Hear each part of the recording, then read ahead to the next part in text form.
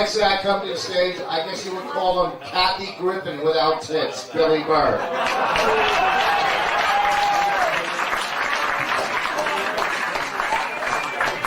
All right, thank you. Keep it going for Rich Voss, everybody. Come on, everybody. And for those of you who saw last comic standing, how about a round of applause for the official end of his career? Come on, everybody.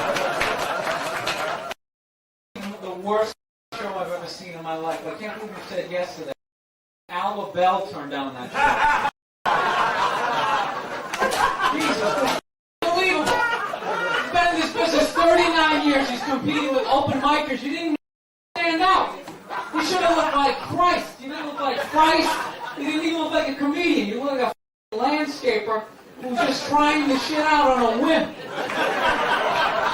But you're dumb. You deserve it. Look at Rich. Rich spent $3 grand on a watch and $8 on his teeth. Look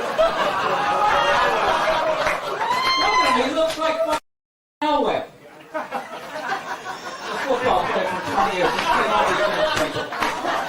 Here's a decent line, right? Maybe if you didn't spit on somebody every 20 seconds, you get a deal, man. Look at that thing. That's not a bridge. It's a fucking dam. All right, let's move on, because that's dying. All right, Vanessa Hollingshead is here, everybody. Vanessa, I've seen you for like the last 7 years. I got one question asked about your act. What are you talking about? No one cares about your stupid characters. Just talk about and get off the stage.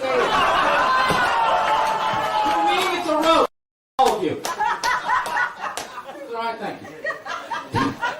It's getting worse, people. I'm starting off with the cute one. I just got back from the Mike Birbiglia's one-man show called An Evening with Todd Barry.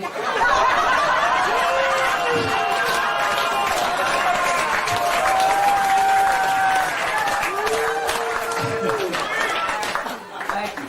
Todd Barry, a little advice, maybe if you brought the energy up just a little bit, you could get a food spot at the cellar. Oh, and speaking of the cellar, Manny and Esty just wrote a book called How Dare You Work Another Club? Keith Robinson wrote the foreword. I'm going to read some of it. No, master, I won't be working no other club. Bring it up, Modi, boss. Bring it up, Modi. Coming up the stairs, boss. Coming up the stairs. Unbelievable. Keith Robinson sold his soul for free nachos and buffalo wings. Just fucking around. I tease the Comedy Cellar. I love the Comedy Cellar. You know what I love about the Comedy Cellar? I love the wide variety of acts that they have on their weekends. On Saturday, we have 4 wonderful shows. At 7 o'clock, we have Tom Papa, Greg Giraldo, Nick DiPaolo, and Connie Quinn. At 9 o'clock, we have Nick DiPaolo, Connie Quinn, Greg Giraldo, and Tom Papa. And at 11 o'clock, we have Nick DiPapa, Connie Giraldo, and Alan Hayden. I got one question. Who the is Alan Havey? Every 6 weeks I get that. I thought they give you more spots, but Alan Havey is in town. Oh, shit, let's clear the schedule. Alan Havey is in town. Jesus Christ, by any chance did you bring Mark Cohen with him?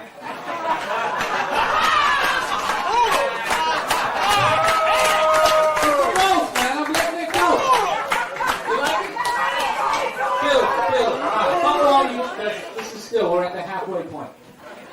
All right, look at the Sklar brothers recently. I got one question for the Sklar brothers. Do they both have to be up there? Is there any reason for both of them? Can't one of them just recite that awful material? Come on, come on, come on. Awful. Goddamn, ugly. Then the answer to the question, what would happen if Jeff Ross and Mel Brooks?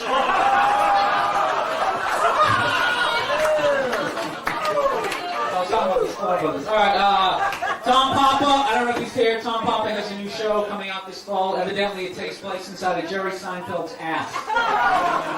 Orny Adams lives in the prostate and it's called Who Are These People Up My Ass? You guys all get a star on it? Sellouts? Here's the deal.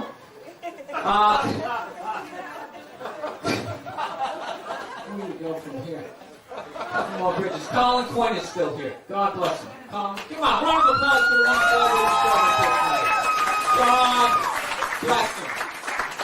Colin, I just have one question for you. Why are you still here? You're at least twice as old as anybody here. No one cares about your take on the war in Iraq, and even if we did, we couldn't understand what you're saying.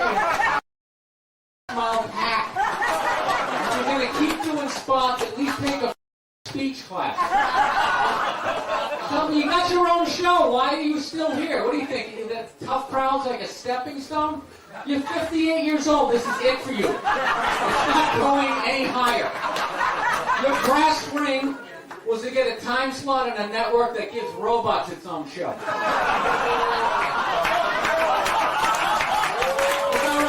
right. It's all right. Good job.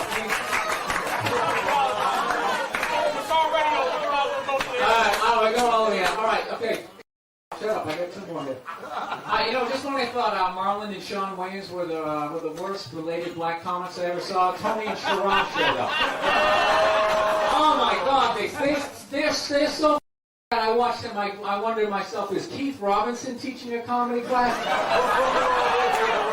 Jesus, those guys think.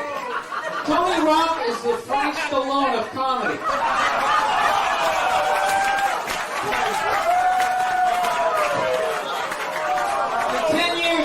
Going to sell his act to Tony, and Tony's going to go on the road like Gallagher too, except instead of smashing the watermelons, he's going to eat them.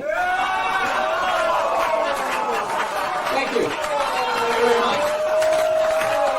All right, which brings me to this type of shit. Patrice O'Neill. What I've loved about him is he's fat and arrogant. It's the oddest combination I've ever seen in my life. Like, he refuses to do Comic View. He actually feels that he's above it. I will not do Comic View. Patrice, your whole act is perfect for that show. You do 11 minutes, you pretend to talk about Russia, and then you do 52 minutes of jokes. And you won't do Comic View? I mean, Patrice, you're so comic. You got a deal for your own TV show. You blew all your money on a pinky ring, a used Cadillac, and football jerseys. And you won't do Comic View, Patrice, you are Comic View. Why didn't you at least get your teeth fixed? Patrice, you have the worst teeth in entertainment. None of them match. I worked in a dental office for 5 years. I've never seen anybody with a molar in the front.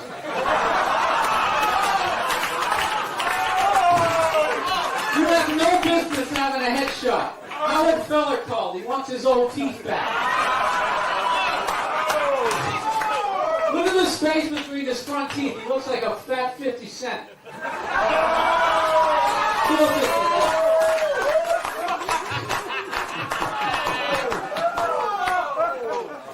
I'm just...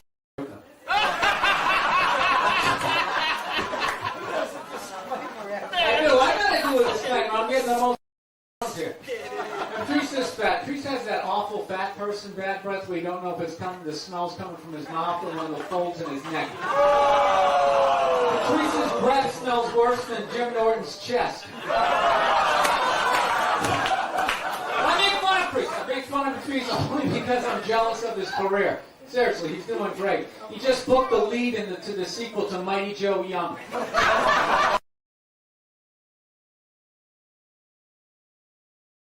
New York has the power and the money, and Washington, D.C. gets the notoriety, and Boston and Philly got a little chip on their shoulder.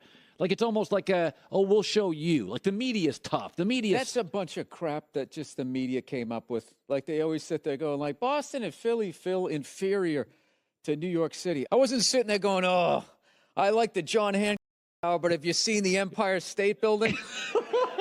Oh, what I would do to kill for buildings like that. I didn't care. You know something? Once I saw the whole Baker Mayfield thing, once you get your opinion, you're like crazy with it. You just won't back down.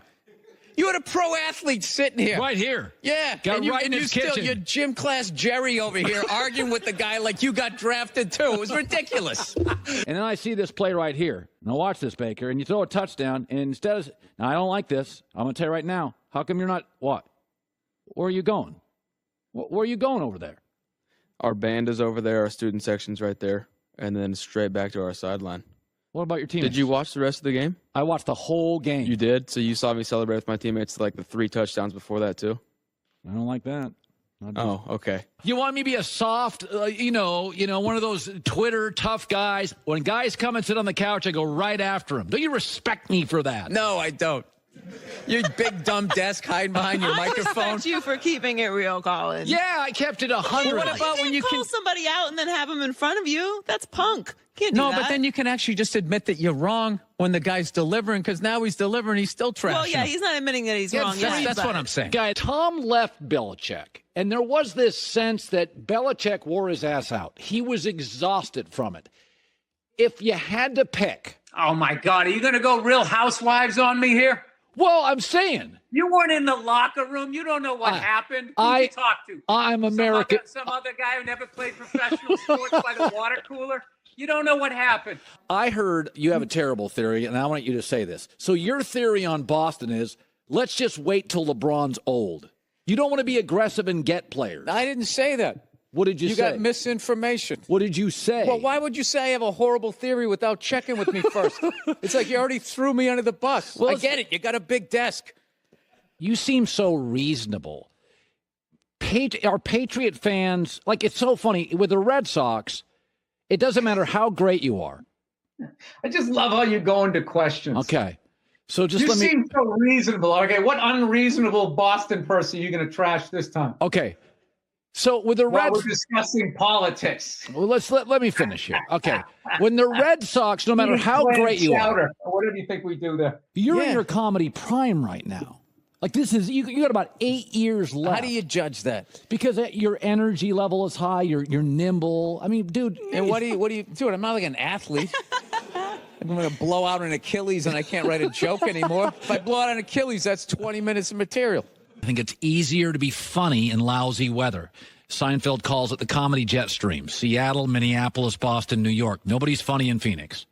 Nobody. What are you talking about? David Spade is from Phoenix. Only funny guy ever from Phoenix. Huh? That's the whole. Nice recovery. In the I whole only have world. 2 comics on this show, Bill Burr and David Spade. Nobody funny in Phoenix. But half your comedians you put on this show are from that state. No, I banned them. No matter how great a Red Sox you are, when you leave, you get trashed by ownership. It doesn't matter. Manny, Schilling, it doesn't matter. No more. But Patriot fans are okay rooting for Tom. It's like 2 different fan bases. The Red Sox fans, the minute you leave. They're not. They're the same people. It's the same city. Do you think they ship out all the Patriots fans during baseball season? 2 comedians I bring on the show, David Spade and Bill Burr, and he's a football fan. He's a Patriot fan. He's got 2 things right now. F is for Family, 3rd year on Netflix. That's good, because that's good money over there. Yes, sir. It's excellent money. Yes, it is. A lot of money. Jesus, what are you trying to do? You trying to get me some gold digger to go after me? Here we go. Let's relax. It'd be like we're very you wouldn't know that we like each other. Let's try to tone it down. No, I'm not. I'm just. No, I know what happened. You came right at me just saying my theory stunk. I'm just here to promote a cartoon. I'm a dancing monkey today. I'm trying to be a good guy. I want people to like me and watch the show here, and you're coming at me. I don't know anything about hoop. I'm a 5'10" white guy. And then you're also on The Front Runner, which starring you and Hugh Jackman. You're a comedian who can act, which is amazing because I think acting's hard. And you act. Are you a good actor? There's a lot of comedians. Robin Williams won an Oscar. Eddie Murphy. I mean, there's a lot of Martin Lawrence. There's a lot of good comedian actors. I got like 8 lines in a movie, dude. You're acting like I'm doing some Daniel Day-Lewis stuff. My left foot. When Brady left the system and went to Tampa and won, I'm like, that's good for the performer. He means more than the system. You're a performer. I'd root for you over Caesars. Do you lean can a little Boston of you look at Tom and go, he kind of stuck it to the system. The guy beat the system. Oh, this is such a Real Housewife question. Is his victory somebody else's defeat? Well, let me ask you this, though. If I said... Yeah, come up with another, I don't know what the hell, Real Housewives reason. You know what I heard? He told me he had to pull up his socks. Tom didn't like that. You're talking to America's honesty broker. I got a lot of sources, okay? So. Oh, yeah. I always love when somebody tells me how honest they are. You going to sell me a car now, Colin? Are you from Southie? No, that's a Goodwill Hunting question that I've answered for 15 years, ever since that movie came out. Are you good at math? Do you like apples? Where are you from in Boston? I lived in a safe suburbs. Saugus? Wait, do you really? I would like to know. Look how beautiful you are.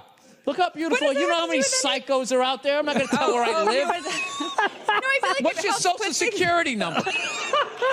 I don't know what it is about Boston, guys, but Bill Burr is the voice of Boston and America. He's common sense. He's smart. He's a great comedian. He was just in The King of Staten Island. It's now available on digital Blu-ray, and he is joining us via the Coward Global Satellite Network. Can we start by saying I am not the voice of Boston? Okay. I grew up in the suburbs. I'm not as tough as the guys, at least the Boston I remember. You hate Boston. I get it. You hate Boston, and you're. I don't know what your deal is. I don't know what happened to you when you went to Boston. I don't know what happened. Okay, but I am not their representative. I left more than a quarter of a century ago. I'm sorry you went on the Freedom Trail, and you didn't get to meet Paul Revere or whatever they promised you.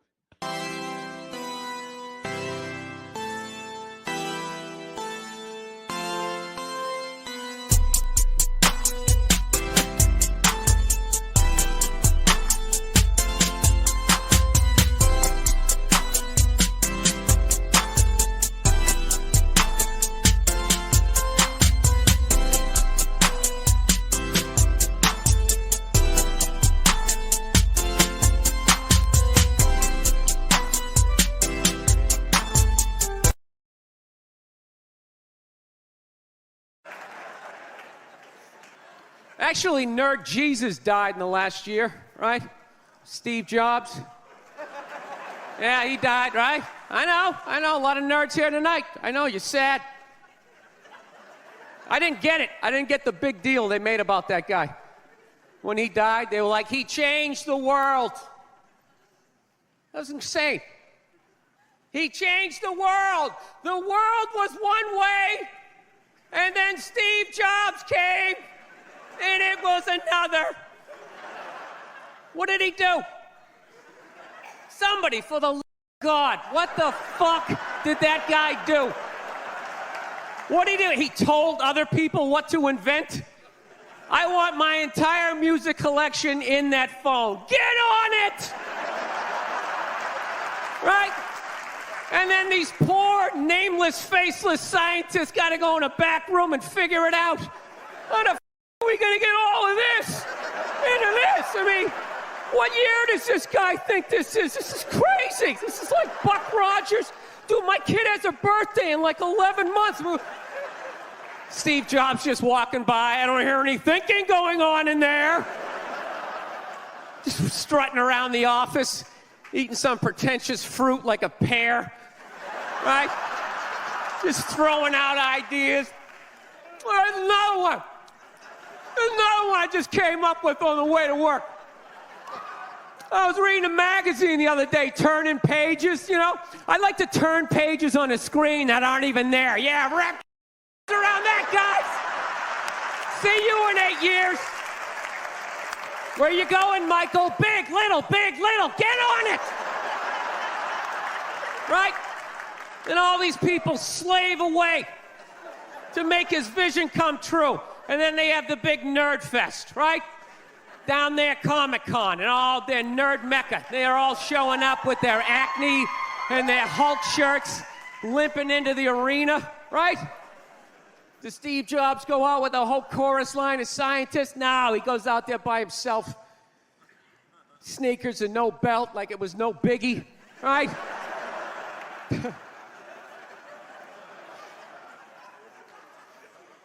like he's Tesla. Tapping into the atmosphere. I know, this is always uncomfortable. I know, you bought into it, right? That whole advertising, the way they aligned themselves with some of the greatest people of all time. Jesus, Gandhi, me. Remember that? Muhammad Ali, John Lennon, this guy. How the f*** is that dude like any of them?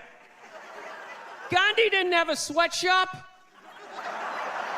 Nah, he didn't have people leaping to their deaths only to get catch a net and get ricocheted back through the window to have to put together yet another iPad. John Lennon didn't have children in his basement pressing those albums. I know. New phone can't fit the old charger. This is your hero? This is the guy? This is what all the silence is about? New phone can't fit the old charger, so then you gotta throw it out, ends up in the ocean around some octopus's neck. Do you realize how much sea life is ecstatic that that man is no longer walking the earth? That's where it all ends up, you know. Doesn't go in a landfill, ends up in the ocean. You realize that? I hate people who say I don't pollute. I don't pollute. Yeah, you do. You use shit and you throw it out. Well, you think because you put it in like a basket, it just poof, disappears? Everything you ever used is somewhere. You ever think about that? Remember that flannel shirt you bought back in the day when you got into Pearl Jam? That's out there somewhere. Probably on some porpoise's face. He's trying to get it off. Stupid little flippers. All the fads. You remember rollerblading? Remember that? Everybody had them. We set up cones, we did little tricks, right? One little homophobic joke killed that entire fad. What's the hardest thing about rollerblading? Telling your parents you're gay. Full-grown adults. Dude, I'm not gay. I don't have the cooties. These mean I and they just threw them out. They end up in the ocean. They're made out of plastic. They can't biodegrade. They just break down to little cubes. Fish are breathing them in. 6 months later, you're going out, you're getting sushi. You think you're being healthy. You're eating your old rollerblades. All right, I'm out of time. You guys are great. Thank you. Thank you, thank you.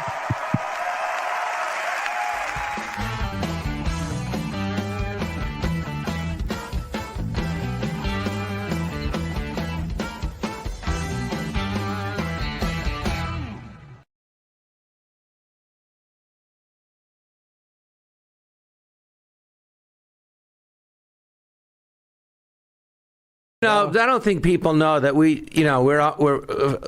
met through dating app. Randy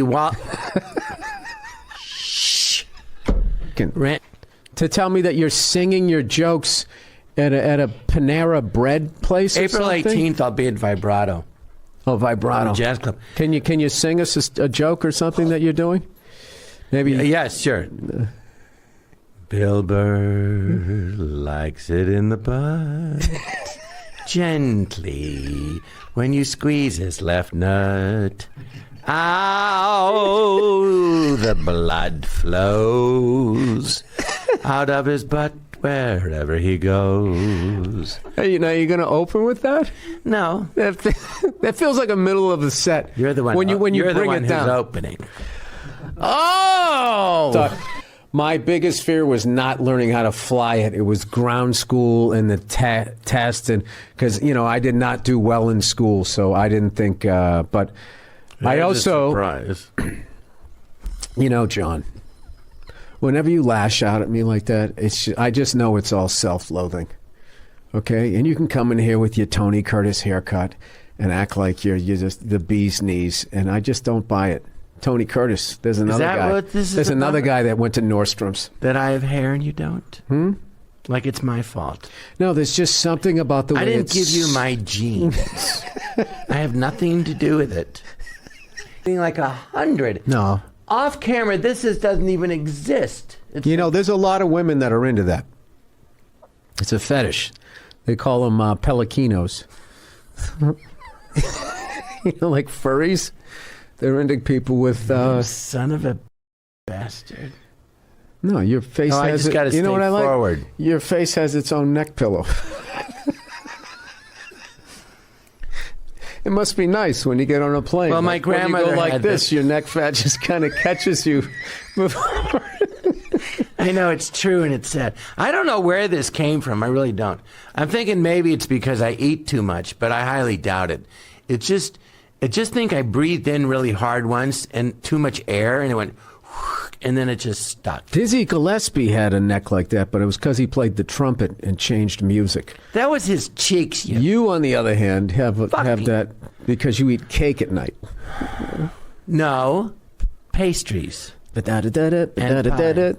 Salt peanuts. This is basically, you're one of my favorite people in this business because this is all we do, is we just give each other shit. Yeah. And I have been having a field day with, the Gaza. We've never done it in person, though. It's always on text. I've been having a field day texting you. Oh, here we go. Annoying things about the Gaza Strip. Well, let's just call this episode The Jew and the Nazi. Let's just get down to it. We do it in text. We've never done it face to face. I'm just presenting. And I told you I'm bringing my howitzer. Oh, God. Boom. Go ahead. No, I just mentioned, Let the games begin. We like to discuss world politics and ways to solve them or possible sources for the conflict. I have to be honest with you. I never had a problem with Jews until I met you, and then I was like, now I get it.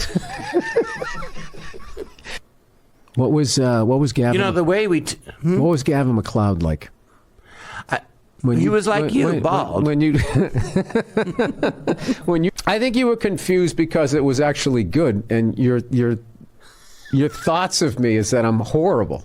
And I know you joke around about it a lot, but I know that that's coming from someplace. Well, deep down, you are horrible. This is your whole act. Albert Einstein's a genius. What do you think, Bill? I don't. Is he? Is it really? Really? Oh, you wake up in the morning and you brush your teeth. Bill Burr takes it up the butt. You wake up in the morning and you brush your hair. Bill Burr takes it up the butt. It's as easy as 1, 2, 3, as simple as ABC. You wake up in the morning and you take a breath of air. Bill Burr takes it up the butt. Bill, your act is so funny, I forgot to laugh. I don't know who forgot to put the ice packs under your eyes today, but I'm really getting tired of looking at that. What do you think about it? Because I understand you recently transitioned, and I think it's great. What'd they do? Chop your and punch a hole, and you go, I'm good to go? And then you go home to your wife, she's like, well, she goes, Bill, I don't know what to say, but you chopped your off, but it looks bigger than ever. Bill has a penis and now it's an innie. This is just your dysfunctional way of saying that you like me. Yeah, it is. I could go directly to the issues with your father, the dentist, but I think that's below the belt. Go ahead. Yeah, then I'll talk about your dad who built a hospital and then had you. Yeah. Who didn't do much of anything. All right, go ahead. Your dad's a dentist. Did he forget to teach you how to floss? Jesus Christ. Your breath is so bad, my dog's throwing up, and he's sitting down there on the floor. And your turn. I love the "and your turn." And scene. I heard your dad didn't die of natural causes. I heard he saw your act and went home and killed himself. So you wouldn't have to see the second show. And back to you. BB. By the way, your first name is Wilbur. So when it's William. No, it isn't. It's Wilbur. You were Wilbur Burr. Wilbur Burr. What's your first name? Jacob? Jonathan. You changed your first name so you could work in show business. You didn't change Lovitz. I'm saying you're dumb. Why didn't you change your name to John O. Lovitz? Maybe like David O. Sells. Maybe you can sell some tickets in the red states. I was going to give you a compliment. You don't know how to do that. No, I saw you on Joe Rogan, and you were talking about the coronavirus. Yeah. You were sitting there with your, trying to be all, hip, but not really, but trying hard, but acting like you're not trying hard with your cigar. and you go, I'm not going to sit here with you. And I love Joe, and I think he's very. I get you're going to trash me. Just get on to it. No, I'm not trashing Joe. You just said I'm not going to sit here with no medical. We're not going to sit here with no medical degree and say what's the cause of and cure of COVID. Do you remember that? Yeah. Finally, he's admitting that he's an idiot. It's refreshing. Living in the state at the time, and it scared the shit out of me. We actually agree, and you're still yelling at me. Don't stare at me like I'm all of a sudden. You know what? Why are you trying to make me cry? Classic abuse. You don't have that emotion. You don't have access to that. You know when you cry? When you cry? It's not my fault you went bald. I had nothing to do with it. Blame somebody else. Listen, if you think your hair system is fooling anybody, you've had that receding hairline for 40 years and it hasn't moved. You took the back off of your hair off your back and you stuck it on your head, and now you're sitting here acting like you're better than me. You're not. You're not. I am. Hey, ball don't lie. The ball don't lie. Right. You can say that to yourself all day long. But the fact is, deep in your heart, we both know I am better than you. Can you please pop your collar when you do that? And you're going to start crying? What's it like having someone sit across from you and you go, my God, I've met my match. I rip people all the time on stage. They laugh. But this guy comes back like a howitzer. There's nothing I can say that he doesn't have a comeback. Boom, boom, boom. You're like, oh my God, I thought it was just me. Just me, just me. Well, it ain't. Are you writing your own good review here? I knew we would have nice back and forth. I didn't realize it was so one-sided. What do you mean? I'm saying you're hysterical. But I'm saying I'm coming back at you, and you don't know what to do. So you go to the bottom, the butt, the pit, the depths, the nuts, the below the belt. What are you talking about? You've been singing about me taking it in the ass like from the beginning. You immediately went bodily fluid jokes. Don't act like I said what? That you what? Don't act like you have a higher brow comedy than I do. I said that. I would never say that. Stop staring at me like you know how to fight. Although, you've had a couple of scraps in your life, haven't you? Oh, yeah. I think you got your fist all balled up. Huh? You ready to go?